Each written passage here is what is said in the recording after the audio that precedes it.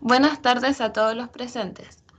Mi nombre es Camila de Mesa y mi compañero es Rodrigo Reyes. Somos alumnos de la Universidad Autónoma de Chile. Les hablaremos sobre el Seminario de Abuso Sexual y Trauma.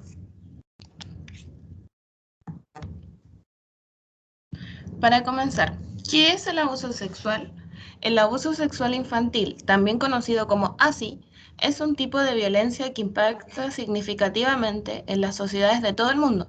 No obstante, aún en la actualidad, son pocos los casos que se conocen debido principalmente a los obstáculos que se presentan al intentar obtener la información, que ya sea desde una postura cuantitativa o cualitativa, plantean la necesidad de enfrentarse con una realidad incómoda, tanto desde una postura personal, como lo son los padres, los familiares, los vecinos o terapeutas, como institucional, como lo son las escuelas, hospitales y clubes.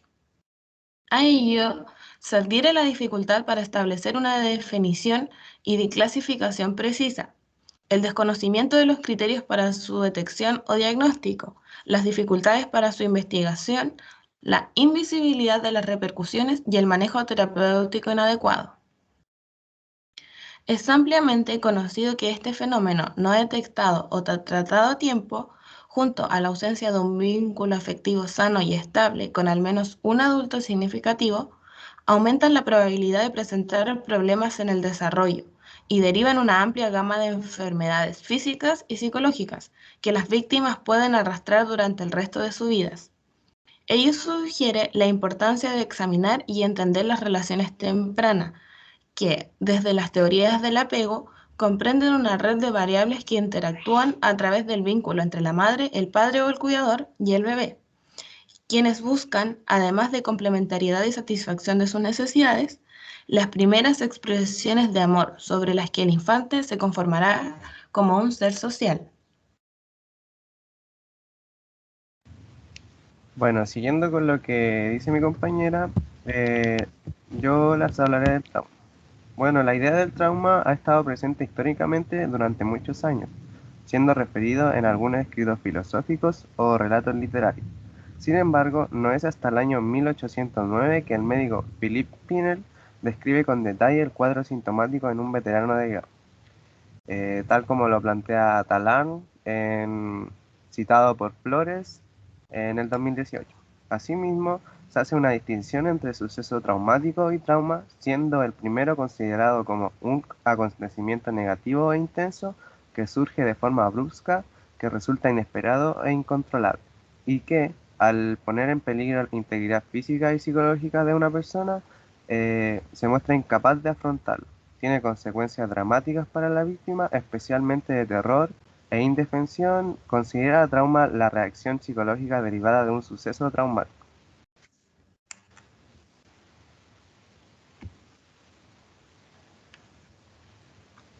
Y en cuanto a la epidemiología, en Chile, en los 3 primeros meses del 2021, a nivel nacional, la Policía de Investigaciones registró un total de 1.686 víctimas y denunciantes en casos de delitos sexuales, cifra que representa un 5% de aumento respecto a los 1.598 casos que se presentaron en el 2020 durante el mismo periodo. De este universo, el delito más frecuente es el de delito sexual contra niños y niñas de menos de 14 años de edad, con 589 casos en 2020 y 691 en el 2021. Si bien esto es un 17% más, el delito con mayor porcentaje de aumento fue el de abuso sexual de mayor de 14 años por sorpresa y o sin consentimiento, que pasó de 75 víctimas a 160. En tanto, el abuso sexual impropio de menor de 14 años es el tercer delito con más registros en el primer semestre de este año, con 135 casos y un 15% de aumento respecto de igual periodo al del año anterior. Continuando con la epidemiología, a continuación se hablará del país de Colombia. en el cual el abuso sexual en cualquiera de sus formas es un fenómeno de alarmantes y escandalosas estadísticas, según lo que expresa Sánchez en el año 2010, quien se basa en que las estadísticas elaboradas por el Instituto Nacional de Medicina Legal y Ciencias Forenses, el Centro de Referencia Nacional sobre Violencia en 8 departamentos, de los que 32 que componen el mapa político colombiano y en Bogotá se reportan 119.870 casos de abuso sexual ejercidos contra la mujer entre los años 2002 y 2009, pasando de 14.421 casos reportados en el año 2002 a 21.288 casos en el año 2009.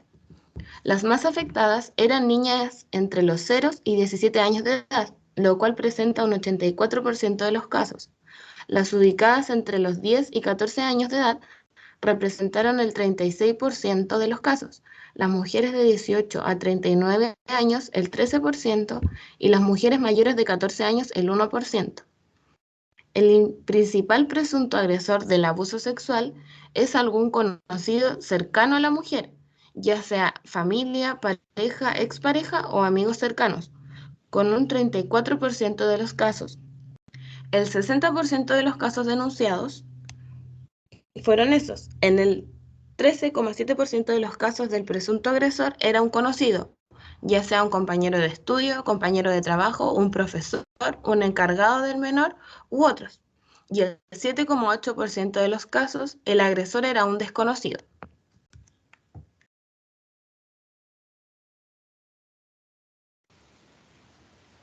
Ahora hablaremos de la etiopatogenia del trastorno.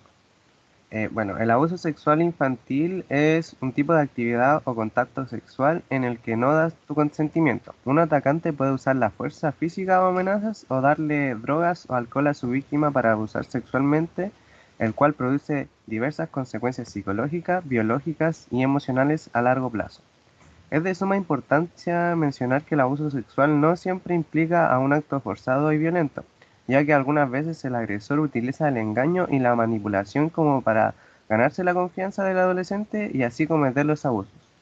Es un antecedente que se pesquisa entre 34% y 53% de los pacientes que consultan por problemas de salud mental asociados a los trastornos afectivos, ansiosos, alimentarios, consumo de sustancias, desórdenes de personalidad y mayor morbilidad médica asociada a la policonsulta.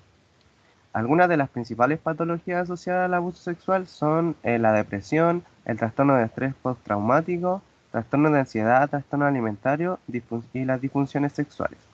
Sin embargo, la información actualmente disponible tampoco permite establecer en una etapa vital un único síndrome específico o conjunto de síntomas diferenciados asociados a la experiencia del abuso sexual, afectando este a diferentes áreas de la vida de la víctima, así como no permite confirmar la existencia de una relación lineal entre la experiencia de abuso sexual infantil y la presencia de síntomas de problemas psicológicos en la edad adulta, existiendo múltiples variables que parecen incidir en esta relación.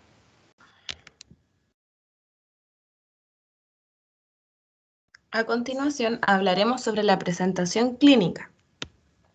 Si bien sabemos que no todas las víctimas de un abuso sexual infantil presentan síntomas psicopatológicos relacionados con el abuso al que han tenido que sobreponerse, sí sufren algunos síntomas al corto y al largo plazo, el cual es fundamentalmente la depresión.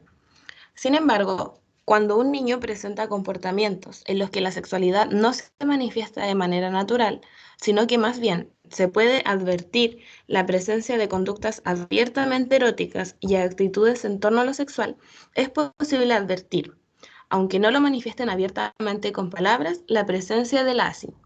Es decir, que en los casos de abuso sexual se debe estar atento a lo no verbal que presenta el infante o el adolescente, para así identificar la presencia de conductas sexualizadas o también denominados comportamientos eróticos.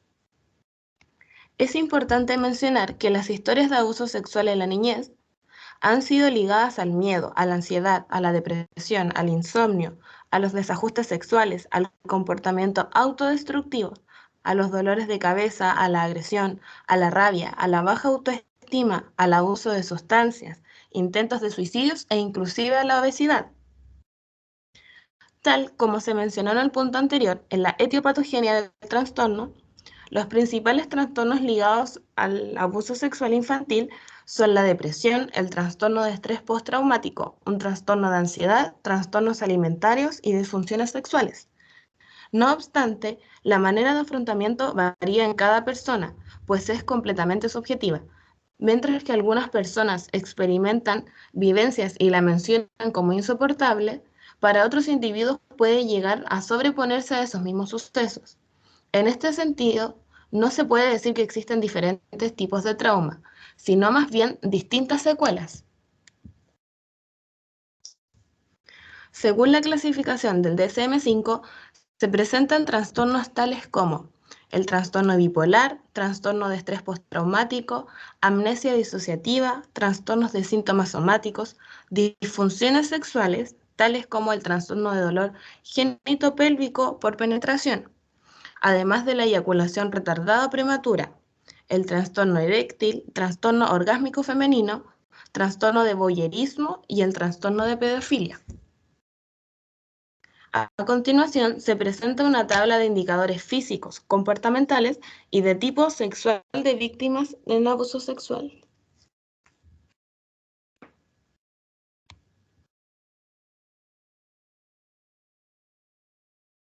Para continuar, encontramos el pronóstico, que ante esto se menciona que existen dos categorías de presentación clínica, el cual principalmente es la secuela en el corto plazo, que esta es cuando los abusos son recientes. Casi todas las víctimas muestran un elevado impacto psicológico. La intensidad de estos daños emocionales dependerá del grado de culpabilización de la víctima y de su capacidad de afrontamiento. Por ejemplo, sería mucho más grave si los padres o el propio abusado achacan la culpa de la víctima.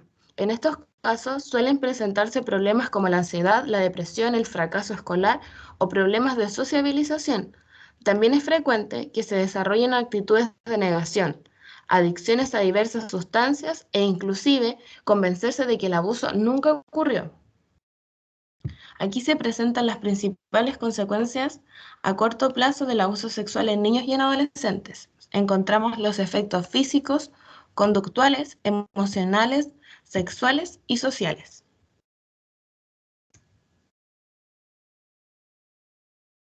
En las consecuencias a largo plazo, encontramos que son menos frecuentes, ya que muchas personas consiguen sobreponerse a los abusos con éxito. Sin embargo, también se dan casos en los que la víctima queda afectada durante años o incluso de por vida. En estos supuestos, lo más habitual es que la víctima vea gravemente alterada su vida sexual. Por ejemplo, que no disfrute de las relaciones íntimas o que se desarrolle con un comportamiento promiscuo. Otra secuela habitual consiste en la existencia de actitudes agresivas. Esta agresividad se puede mostrar hacia otras personas en forma de maltratos o hacia uno mismo infligiendo autolesiones. Una vez más, aquí todo varía en función del tipo y gravedad del abuso que se haya sufrido. En los casos más severos, la víctima puede desarrollar un trastorno disociativo, como se mencionó anteriormente, lo que es la amnesia, la disociación o la despersonalización. Estos desórdenes surgen como un mecanismo de defensa de la víctima.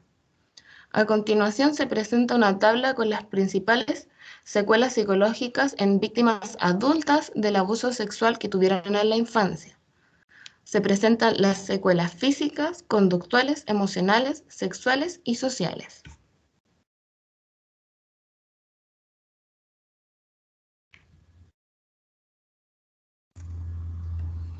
En cuanto a los tratamientos, a nivel de intervenciones psicoterapéuticas, la terapia conductivo-conductual puede ayudar a cambiar la forma como piensa, el cognitivo y cómo actúa en lo conductual.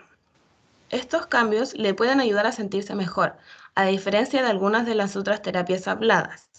La TCC se centra en problemas y dificultades del aquí y el ahora, en lugar de centrarse en las causas de su angustia o síntomas del pasado. Busca maneras de mejorar su estado anímico ahora. Se ha demostrado que es útil tratando la ansiedad, la depresión, el pánico, la agorafobia y otras fobias, inclusive la fobia social, la bulimia, el trastorno obsesivo compulsivo, el trastorno de estrés postraumático y la esquizofrenia.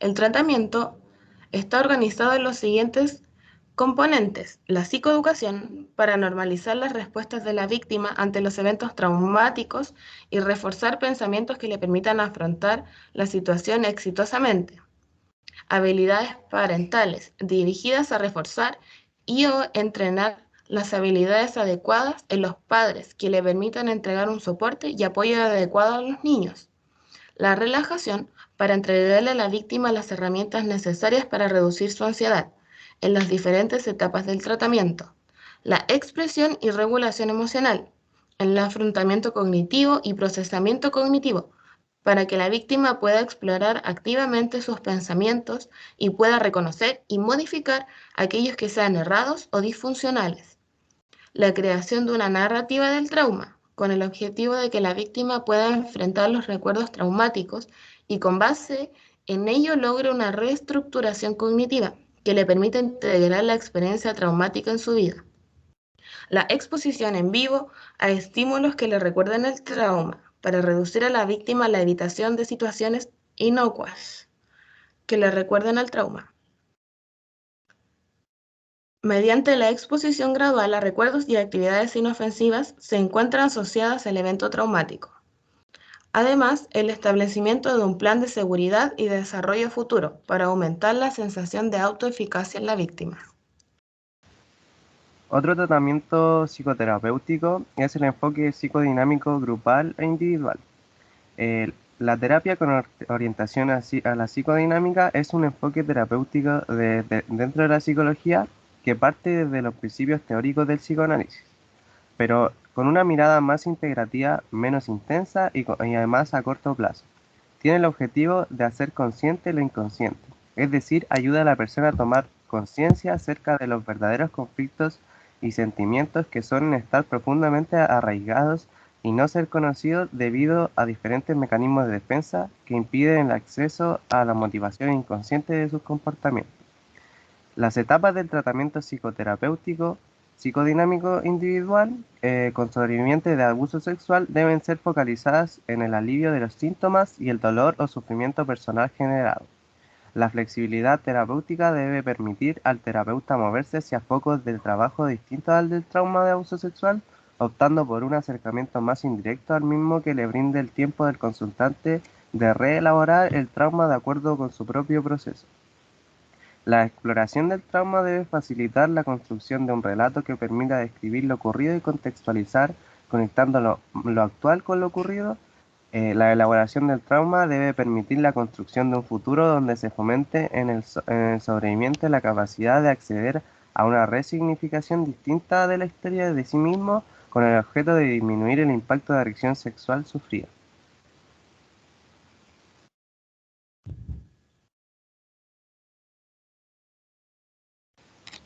En cuanto a los tratamientos farmacológicos, se ha demostrado que después de un trauma significativo se dan cambios en la neurobiología del cerebro que justifican las intervenciones psicofarmacológicas. Las medicaciones farmacológicas han permitido la regulación de las respuestas al estrés, la resolución de la respuesta traumática en combinación con la psicoterapia y el control de síntomas de ansiedad generalizada, entre otras ventajas. Diversos autores coinciden en que siempre que se utiliza la farmacoterapia se debe hacer un acompañamiento complementario psicosocial. Para el tratamiento farmacológico con personas con trastorno de estrés postraumático, se encontraron recomendaciones de los siguientes medicamentos: antidepresivos tricíclicos o inhibidores de monoaminoxidasa para los síntomas de reexperimentación después de 8 semanas de tratamiento; amitriptilina para los síntomas de embotamiento, evitación, hostilidad, impulsividad, ideas suicidas, conductas adictivas, ansiedad y depresión; litio para los síntomas de hiperactivización fisiológica; benzodiazepina durante un tiempo corto para los síntomas de ansiedad, insomnio y pesadillas; imipramina y fenelcina para las intrusiones, y buspirona, fluvoximina, trazodona, nefosadona, zolpidem y alprazolam para las alteraciones de sueño. Se aclara que el efecto limitado de los distintos tratamientos se asocia positivamente con la duración del trastorno.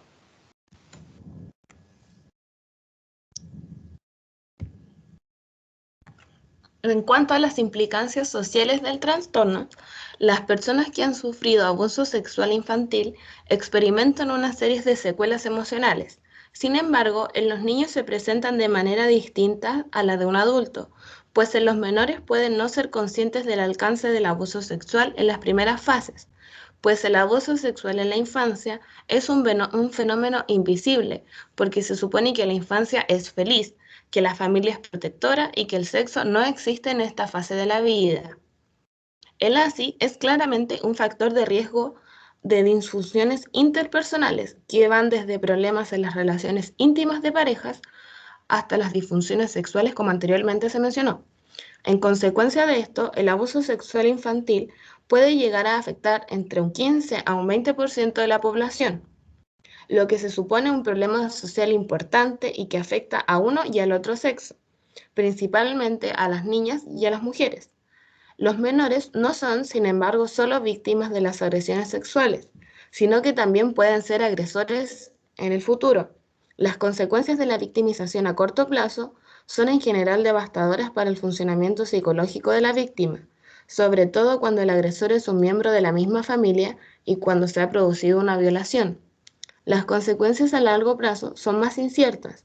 Si bien hay una cierta correlación entre el abuso sexual sufrido en la infancia y la aparición de alteraciones emocionales o de comportamientos sexuales inadaptados en la vida adulta, asociándose a alteraciones emocionales o comportamientos sexuales disfuncionales en la vida adulta, en un 20 y 30% de los casos.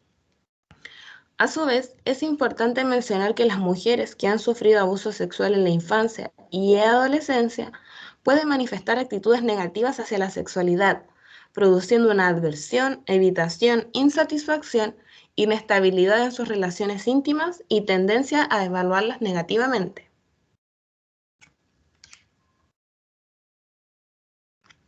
Para concluir, desde una perspectiva psicológica, designar a un individuo que ha vivenciado el ASI como un sobreviviente de esta experiencia resulta ser muy diferente que mostrarlo como una víctima, pues el término lo que refleja es a una persona que sale de la situación y sobrevive a ella, en lugar que alguien que tuvo que pasivamente se encuentra victimizada por la situación que tuvo que afrontar. Por otra parte, es de suma importancia identificar a tiempo el abuso, para así tratarlo de la mejor manera, ya sea mediante terapia y o farmacología, ya que mientras antes sea esto, se pueden evitar trastornos o problemas para relacionarse en un futuro. A su vez, según lo observado en la epidemiología, Chile presenta unas muy elevadas cifras de abuso y posteriormente un trauma, por lo que es necesario informar y concientizar sobre la importancia de tomar atención a los niños y adolescentes, tanto en sus actitudes, malestares, comportamientos, etc. Pues si bien sabemos, es en esta etapa en donde se define una serie de comportamientos, difíciles de entender desde la perspectiva adulta. Asimismo, en muchas ocasiones los niños no son tomados en cuenta por los que le podría afectar de manera significativa a largo plazo, provocando múltiples desórdenes mentales.